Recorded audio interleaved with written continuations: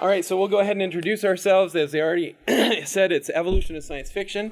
Eric, would you introduce yourself and tell us why you're in this panel? My name, again, is Eric Swedin. I'm a professor of history at Weber State University. I have done scholarship in science fiction. I've done, my specialty is history of science and technology. I'm also a science fiction writer. My biggest claim to fame was an award about 9 years ago, the Sidewise Award for the Best Alternate History Book of the Year. I'm on this panel because I picked. Because you said yes and they didn't say no back? You know, it was really weird. I went through and picked all the panels I wanted to be on, and they just gave me all the panels I wanted to be on. It's because he's good looking. Yep.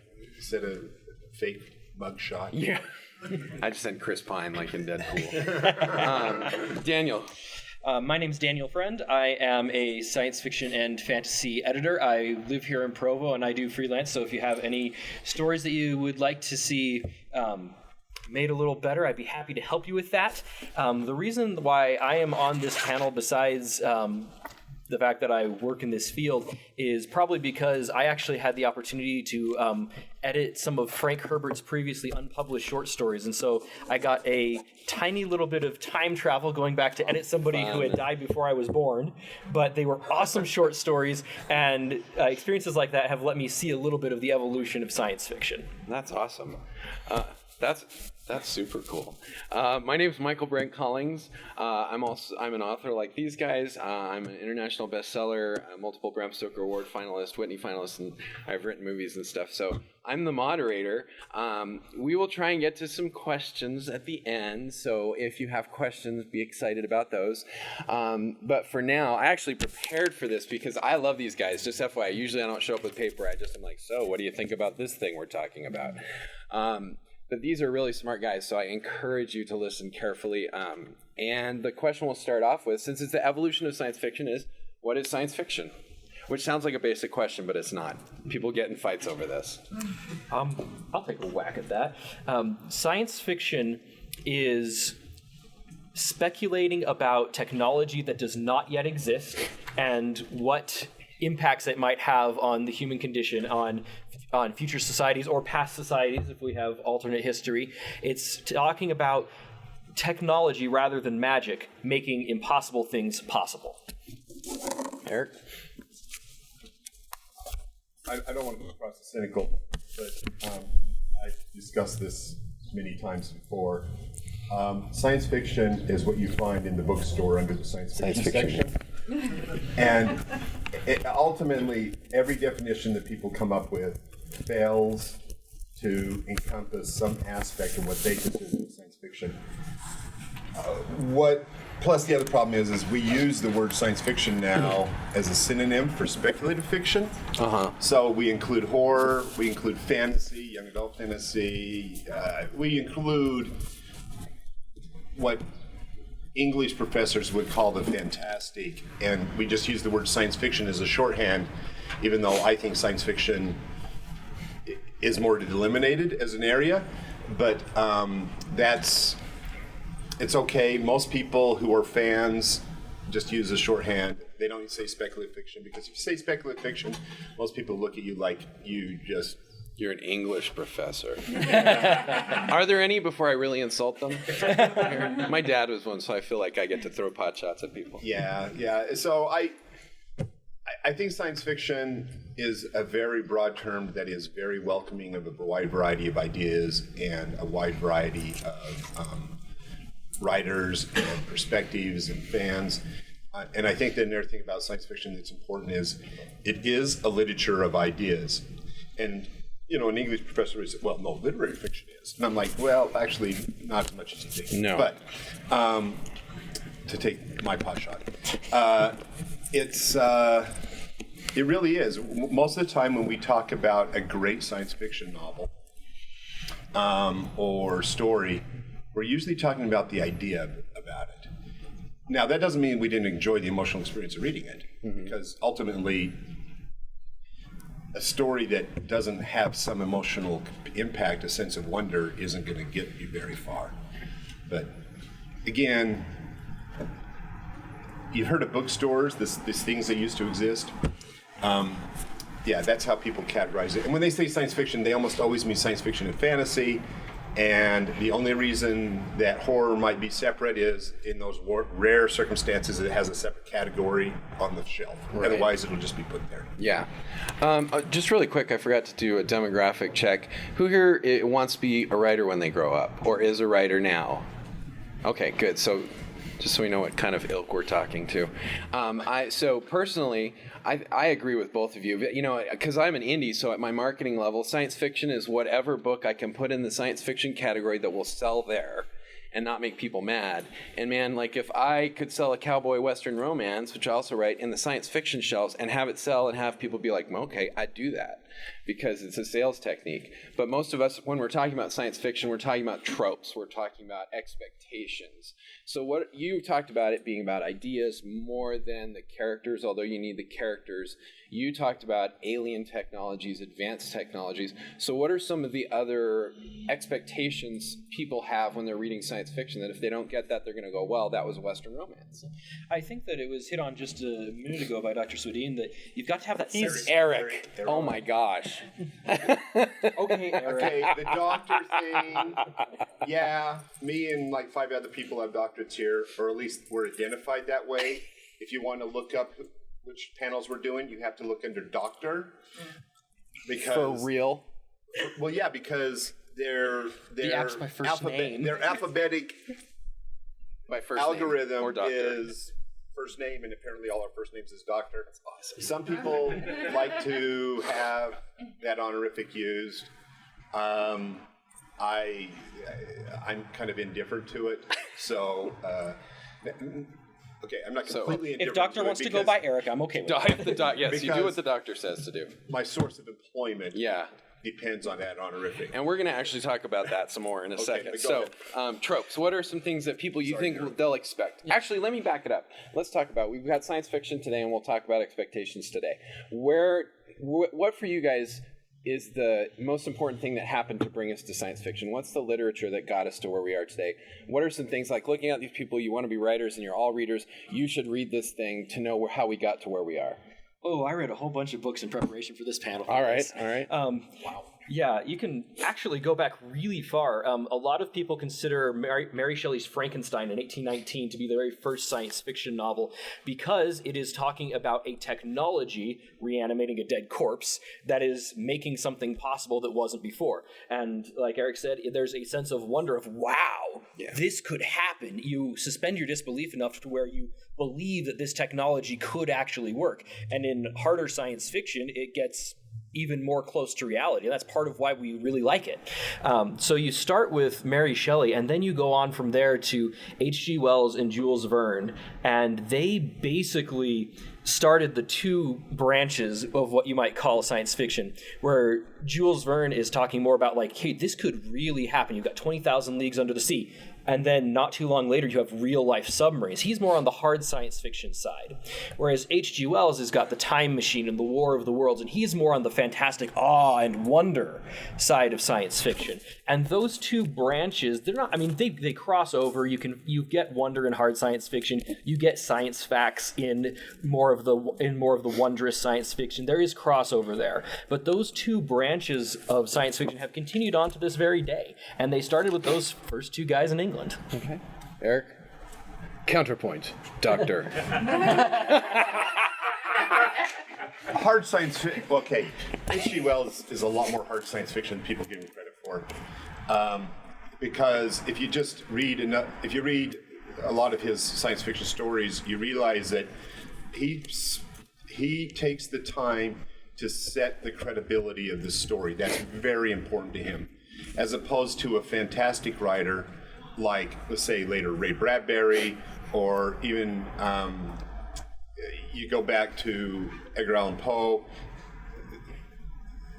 They're just doing a what if, and they're just putting it out there. They're not trying to create the possibility of it. I mean, the Time Machine starts with a long conversation in which the time traveler is explaining to his friends how time travel is possible.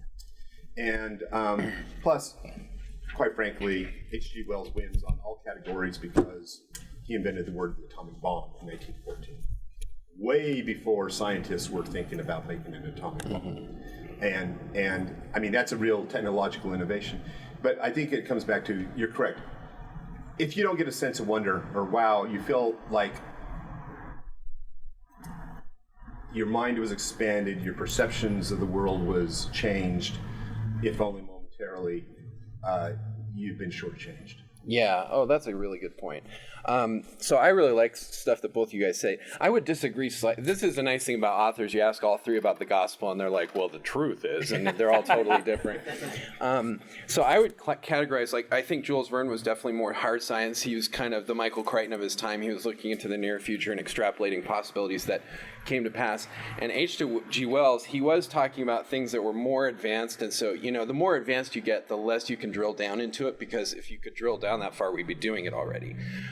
But he was more interested in didactic, pedagogical things. He was talking about class strata and things. So I think for me it breaks down into like this is science fiction that relies on a technology idea.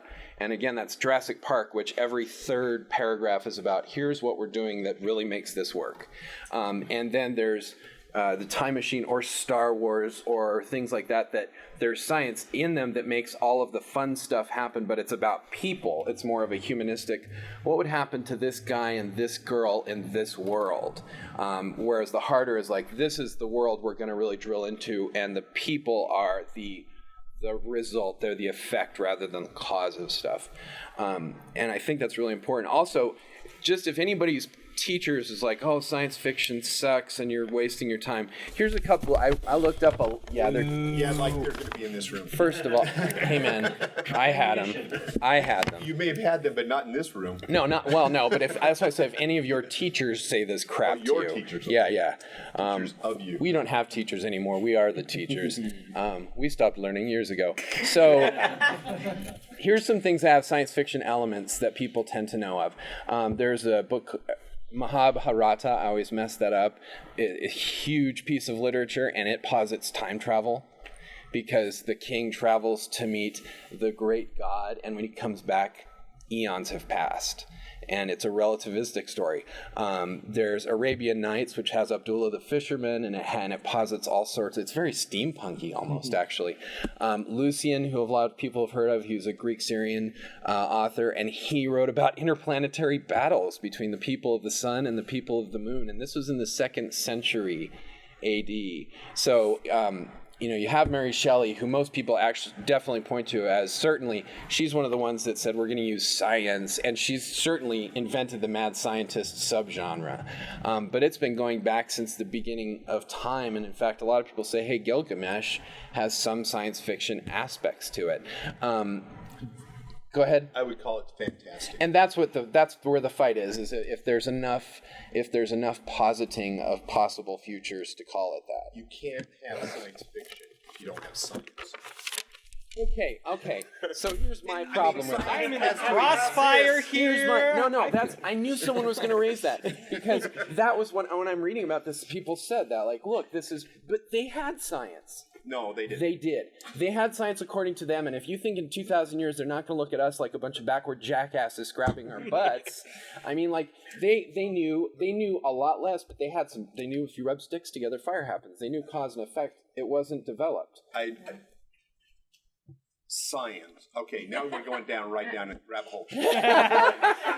But before I'm not saying you're wrong. I just want clarification. I want to point out one thing before I go down that rabbit hole, because darn it, I'm going to beat you on that. The next thing, Michael Crichton, Jurassic Park. If you go to the bookstore, especially when he was alive, you would never find his books in the science fiction section. No, it sold too well. Well, early on, what most people don't know is Michael Crichton was actually a very successful writer under pseudonyms of thrillers and mysteries. He even won an Edgar. Mm-hmm. And then he turned to writing science fiction. He never called it science fiction. If you called it science fiction, he would beat you up and tower over you and was 6'8" pounder. And he was a doctor, by the way. Just FYI. He was a doctor who never practiced and never got his license. But he did graduate from medical school. but he became a screenwriter instead. He, what he did is he wanted to sell broadly because he didn't want to, he felt that science fiction was too much of a ghetto to be in, and he was able to stay out of that. So there's a whole variety of science fiction writers that never are found in the science fiction section, and we've adopted them because, gosh darn it, we have self-esteem problems, and we want Michael Crichton, and we want Slaughterhouse-Five guy, Kurt Vonnegut. Now to turn to science. Okay. Science. But you get a minute for this, because then I want Daniel to say Science something. means creating an articulated model or theory of how the world works and being able to make predictions of future outcomes in experiments. That is an intellectual exercise that is absent in most of history. Okay. And for places we're talking about here, many of these did not have that. You have the Greeks have it to an extent. Just because you figure out cause and effect doesn't mean that you have arrived at science. Science is scientific method is much more disciplined than that. And so I would say that those places didn't have science, though I agree that there is a postmodern idea that science is whatever you define it as. People who say that have spent way too much time in the humanities and don't know a damn thing. Okay, Daniel. I will agree that the scientific method is a very specific thing, and that it was invented in the 1800s. We're all friends, by the way, just in case they're going to start I'm punching the only each other. real friend here. It's That's good. Hey, what about me? and my wife, and baby friend that may be coming later today. We don't know yet. So, Wow.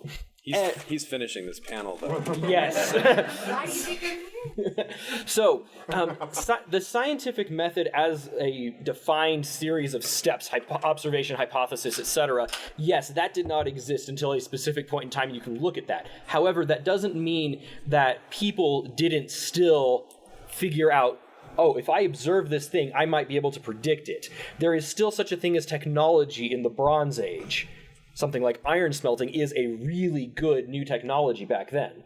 So we can have some fuzzier definitions there, but for what most people consider science, it really does start with the Enlightenment. It really does start in the 1800s. And it's fun to go back to these things like Gilgamesh and see how people have been thinking this way back in the past. They just didn't have enough knowledge to really go somewhere with it where we have gone. So I think I've lost the original question. Can we go on to the next question? No, so this is important because for writers, this is important because you're going to write something and say this is science fiction, and someone else is going to say no, it isn't, or someone else is going to say it's this kind of science fiction or it's that kind of science fiction. And my next question is, why does it matter?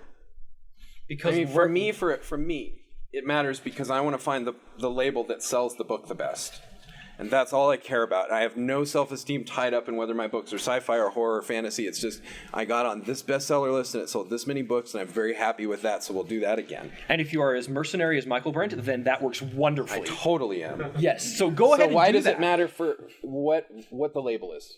Because I think it does. The label does matter for how it sells. It matters for people. There are people who really like science fiction and the stuff that's in the label, and they go to the bookstore right to the stuff in that label, and they'll walk right past Michael Crichton. Yeah. On the other hand, there are people who don't really like what's in the label, and they'll go right to Michael Crichton, even though the book that Michael Crichton wrote is the same. And it is still speculating about a scientific discovery and a technology that is making the impossible possible, be that time travel in Timeline, or resurrecting dinosaurs in Jurassic Park, or an alien spaceship in Sphere, or anything. He is positing stuff. It is science fiction by the textbook definition, but not necessarily by the definition that is a little more amorphous about what people feel like science fiction should be. It reads like a thriller, which is one of the reasons why it sells so very well to this day. And your science fiction could read like a thriller too. That's okay if it does. Your science fiction could also read like a Western. It could read like a romance. I mean, the nice thing about science fiction and fantasy is you can do literally anything in that genre as long as you have those things that make it science fiction. You can tell a mystery, you can tell a morality tale, you can tell an ecological disaster, an apocalypse, you can tell any kind of story you want. And as long as there's some sort of speculative technology, that can count as science fiction. And that's one of the reasons I love this genre so much, because I get to read all genres within it. Eric. So, the reason we have genre labels is because a writer wants to be in a certain label because they are making an implicit contract with the reader. When you go and pick up a mystery, you expect a mystery. There may be a lot of other things there, but there better be a mystery. When you pick up a romance, there better be a romance. When you pick up science fiction, there better be a sense of wonder somewhere. If you read a horror novel and it doesn't scare you, well, maybe that guy screwed up. The author failed to fulfill the contract. So it's true it's a marketing category, and sometimes when we say marketing categories, we say that with disdain as this, I never use marketing categories. I make a complete decision without bias on everything in my life because I'm a superior human being. That is not in any way true. You like certain types of stories, and you like certain authors, and you go and read those authors, and you go and read those stories because it fulfills the contract and gives you the emotional reward and intellectual reward you expected from that story. And if the author fails, you are pissed. And this is one of the reasons that publishers hate it, absolutely hate it when their authors want to do something in a genre that they don't have their audience in. Because they're going like, not only are you not going to sell as many, you're going to damage your marketing position because you failed to fulfill the promises that your audience has come to expect. And I'm sure Michaelbrent is extremely aware of this. I think most of us are aware of this kind of implicitly, but it's really good to make it explicit. Mm-hmm. This is what you are doing. You are not there to abuse the reader. You should be grateful that you have a reader. You should fulfill the implicit contract that came from the story. And if the cover has naked women on it, it does not mean that there's naked women in the story. That's what I learned reading science fiction. And keep in mind that even within all this stuff, there are ways to manage readers' expectations. If you want to write a mystery that's set in a futuristic world, then the back of that book had better say that main character is going to uncover this mystery. Mm-hmm. That way people know when they pick up the book what they're getting into. So just because publishers don't like you writing outside of genre doesn't mean that you can't try something new. It just means that you've got to manage those expectations in a smart way. And you've got to know whatever genre it is that you're trying to go into so you can do it right. Michaelbrent writes all sorts of stuff, but he knows those genres well enough that they work all the time. Yeah, thank you. That was like, yeah, to your other stuff, but that was nice too. He's correct. One of the best examples I use of managing expectations that kind of dovetails into my next question is Predator, the first Predator movie with Arnold Schwarzenegger, which is a science fiction movie in which nothing science fiction-y happens for the first 2/3 almost of it, really. And people go, well, it's an action movie then, but it's not, because the very first scene is of a spaceship zipping to Earth. And it's such an embedded thing that most people don't remember it who have seen the movie. They go, oh my gosh, that did happen. But that at the very beginning is the filmmakers going, all right, this is science fiction. And now we're going to do action-y stuff and show muscles and sweaty guys and stuff like that. But that way, when the Predator starts showing up, he's already been layered in previously. So you do need that clue. And if it's a science fiction novel, it says 2052, the world is ravaged by disease and Detective Miller can't find the killer. And you're like, whoa, it's a science fiction mystery, as opposed to Detective John Miller can't find the killer.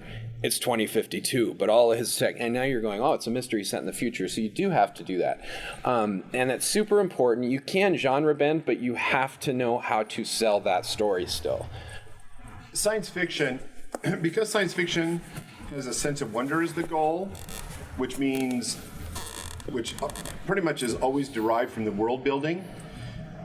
A book that is pure world building is usually an Arthur C. Clarke novel. And it is, one of the interesting things is science fiction is extremely open to all the different ways of telling stories. You can write literary science fiction, you can write a mystery, you can write a romance. Those are just methods, except for literary, are methods for propelling the story forward. And I exclude literary, because literary is about the beauty of the words.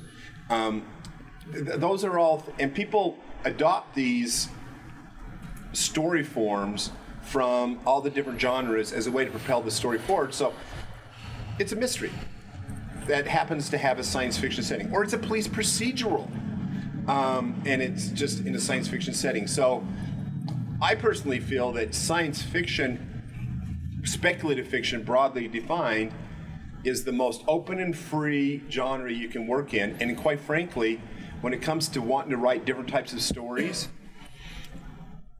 is more open and free than any other genre out there.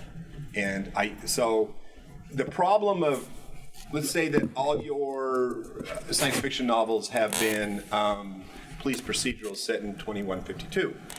Well, that's fine, but if you go write another science fiction story, your editor's going to be okay with that, your publisher's going to be okay with that, your audience is going to be okay with that, because, quite frankly, they're used to science fiction writers delivering a wide variety of stories as long as that sense of wonder.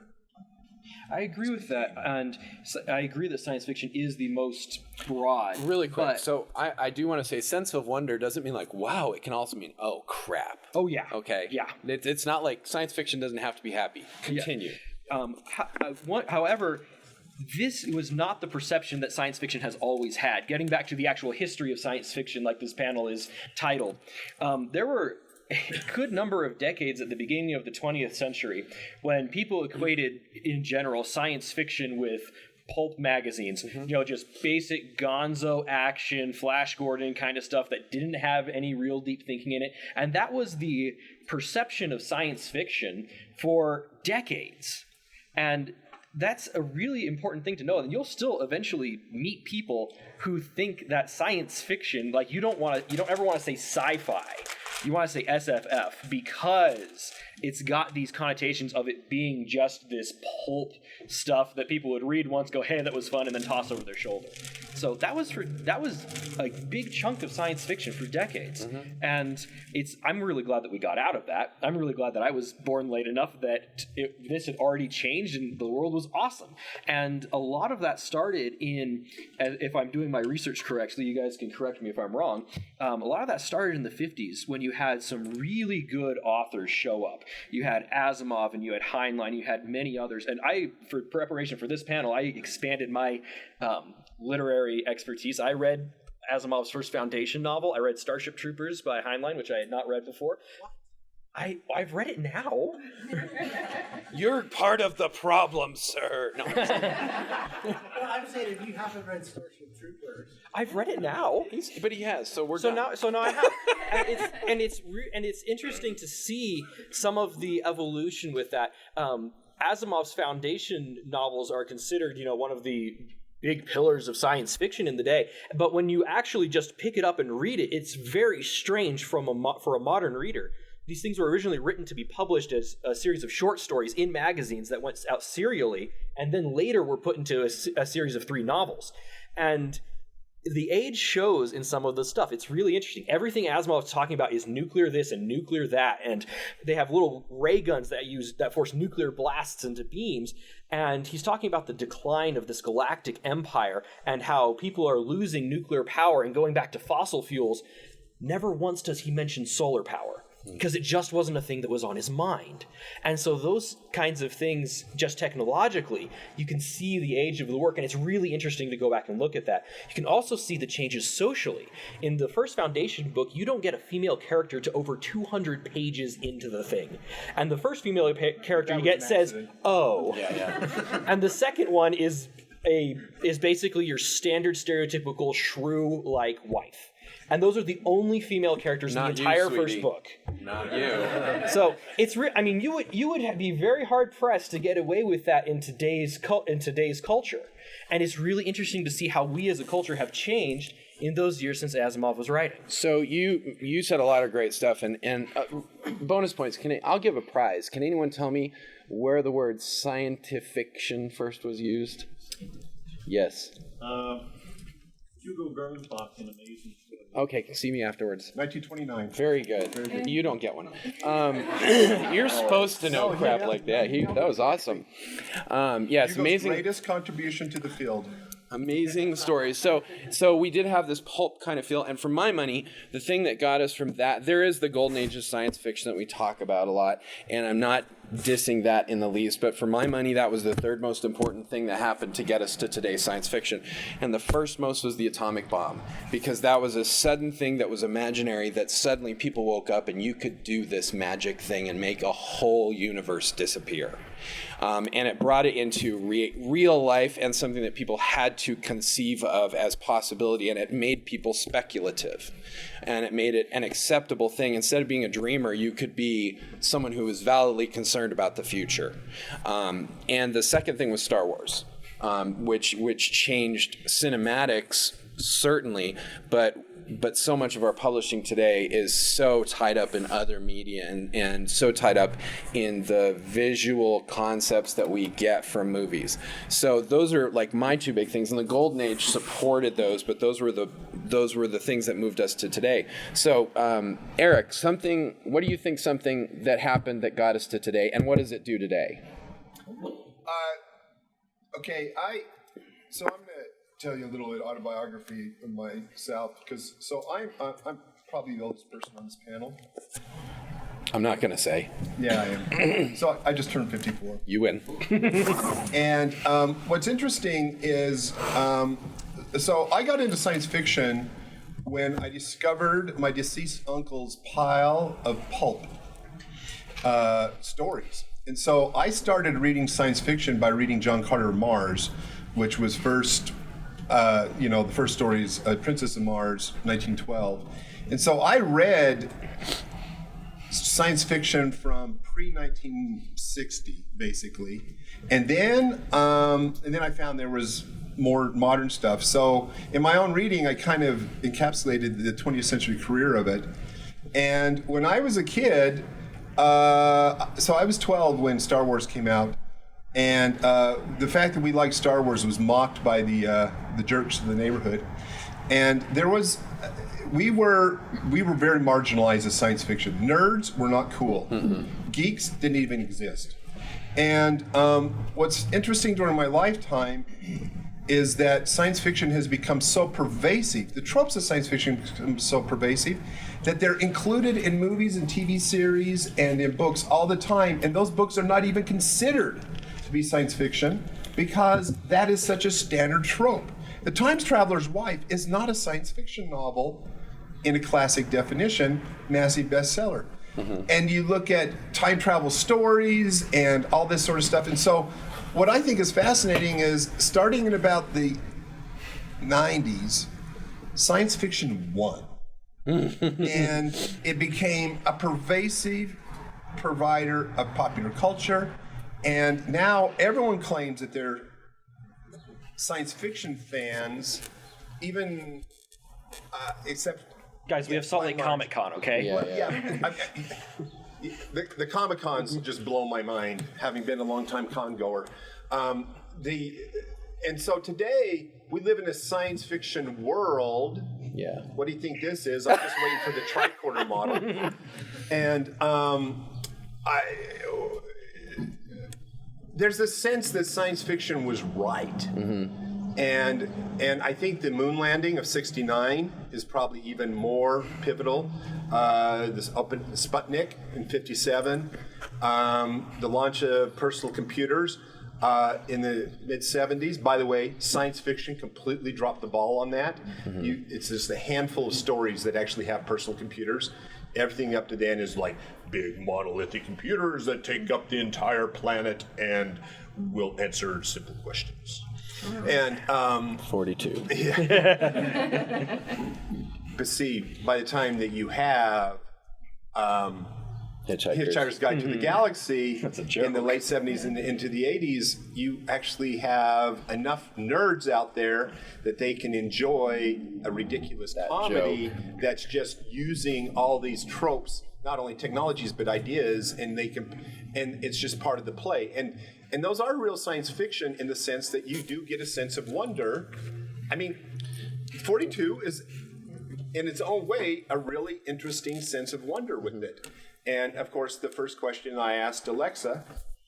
Oh, Yep. awesome. And Alexa was well primed Nice. and gave the right answer. I like what you said about, it's one of the great science fiction shows you'll see today is any cop show, like Bones. She goes, and this 3D model appears in the air, and we're like, that probably exists. There's actually a thing called the CSI Effect that prosecutors hate because they go in there and the jury's like, well, she didn't show me a 3D model of someone's head exploding. It probably didn't really happen that way.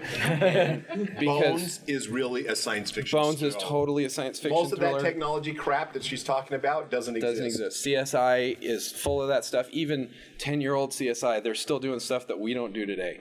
For your money, what's one of the big things that happened, and how did it change what we have today? Oh, I think you've hit some of the big ones already. I want to talk a little more about some of the novels in the Golden Age that we just talked about, that we just kind of skipped over a bit. So you're basically like, I'm not answering your question. Yes. Okay. I just wanted to make sure. Yes. Oh, by the way, if I'm looking at the phone, I'm not bored. These guys are awesome. I'm just making sure we're on time, so I apologize for that. And so, I mean, I want to talk about Dune a little bit. Just that when he mentioned world building, I was surprised I didn't hear someone go like, Dune. yeah, I mean, like. Some of the novels that came out about this time, Asimov, Clarke, Bradbury, and Herbert, are what you call the golden age of science fiction. And it's really hard to overstate how much they have influenced people afterwards. How many times have you read a story where the planet is a swamp planet or an ice planet or a desert planet or something like that? Dune is influencing something there. The difference is that Dune, the science actually works to make it happen. Most of the time, you wouldn't get a real one-biome planet like that.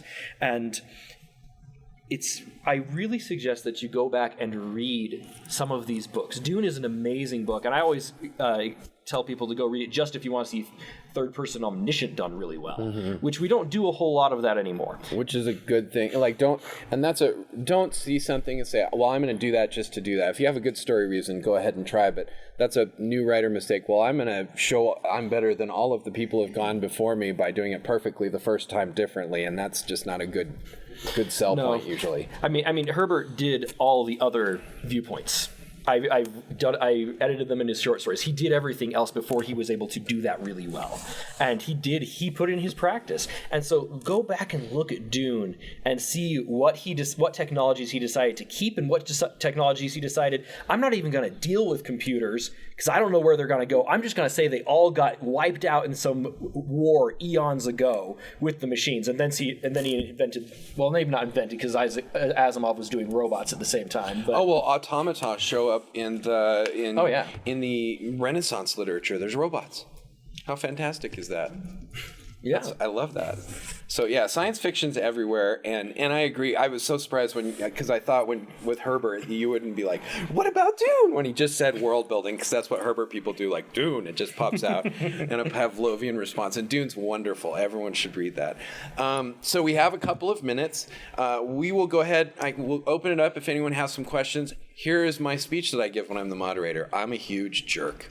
We are the panelists, you are the audience, and you might know everything about this subject, but you're not behind the table. So if your question is really an excuse to tell us what you think about it, that's not a question, and I'll cut you off because jerk. So if you have a question, please ask one, and we want to hear it. If it's directed to a specific person, ask that person. Otherwise, the panel will just answer, and I saw a hand already. Oh, and make it a fast one. 2-minute questions are too much for me.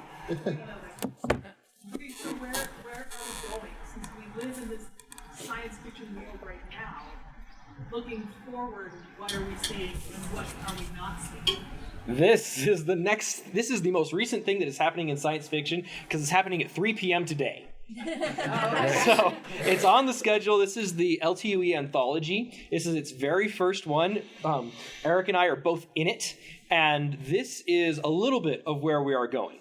There's also, we're going to have to really, if you look at any novel that's set in the future that does not deal correctly with cell phones and what we currently have today, then there's a really big problem with it. the way that we communicate with each other is so different now than it has been in the past, yet the human beings doing the communicating are still the same. And so I think exploring where that's going to take us is going to be really interesting. We haven't changed a whole lot as far as, interstellar propulsion. We're basically in a lot of the same places that we were back in the 60s. We haven't gone nearly as far as I personally wish we had. Genetics is advancing a lot faster than we thought. But, look at Star Trek, like The Next Generation, which is as old as I am, and say, wow, we basically have about half of the stuff on that ship right now in our homes. Yeah. And the other half is so far out there that we're not even close to getting faster than light travel. So it's interesting to go back to this old science fiction, even the golden age science fiction, like the Asimov stuff I was talking about, and look at what they got wrong. Our current science fiction is getting something wrong just like that right now. I just really quick, I think the one thing that we're going to see more of is AI and nano integration, people becoming robots, because that's where we're looming. And speculative fiction always is a warning and an excitement at once. So I think that's what we'll see. I think science fiction at its best is about what it means to be a human being, and all the other stuff that we do that we love. Ultimately, those are the best stories that contribute that way. There is a major trend to try to integrate a lot of the preoccupations we have in our society today.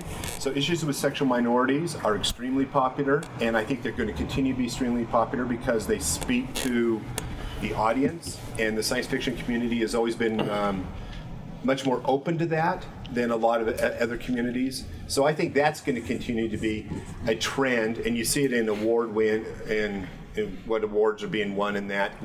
I think what's really interesting is a lot of near-term science fiction.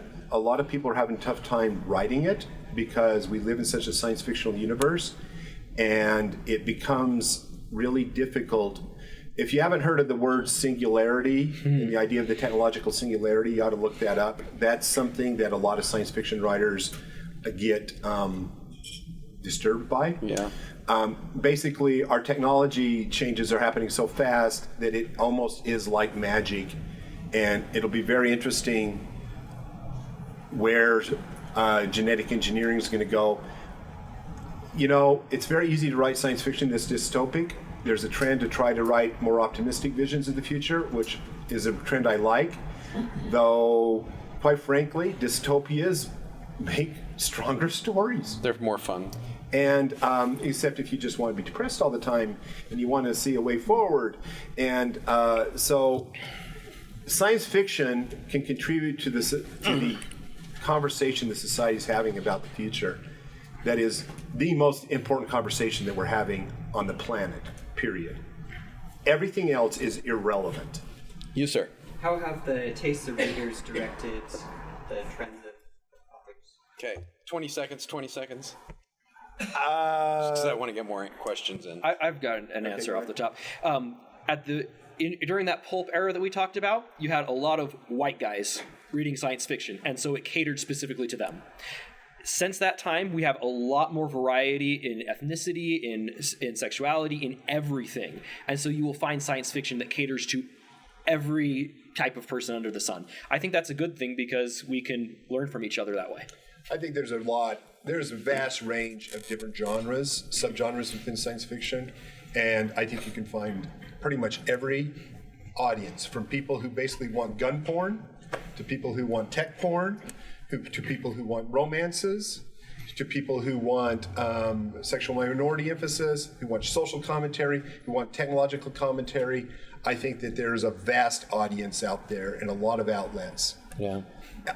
Do I think that I don't think most writers pander to their audience, though I do think that most writers do, when they write a story that was successful, have a tendency to write similar stories after that, because they want to repeat that success. One last quick question. You, sir. If you were to pick one book or movie or something in the last few years that is probably the best to emulate, which one would it be? My favorite science fiction movie recently has been Arrival. That's probably a really popular answer, but it was really good. Arrival is amazing because that short story should never have been able to be made into a movie. I mean, there are so many obstacles. I think the best, in my opinion, the best science fiction short story ever written, and I always forget its name, Flowers for Algernon. Very I good. think it encapsulates the hope, the fears, and the wonder of science fiction in one story. Really quick, are you selling anything, doing anything that they should know about? Well, I'll be at this Trace the Stars thing at 3. Okay. Buy a book. Most of the authors will be there. They'll sign them. Yep. I will also be there. I am also, like I said, a science fiction editor. If you would like some help with your story, please come grab my card. I'm in the vendor room selling all my books. They do tend to sell out. Also, whenever I do a Nerdgasm Fest like this, I put my writing course on sale. It's online. It's usually $200. It's $25 this week through the end of the weekend. So grab a flyer if you're interested in that. Thank you, guys.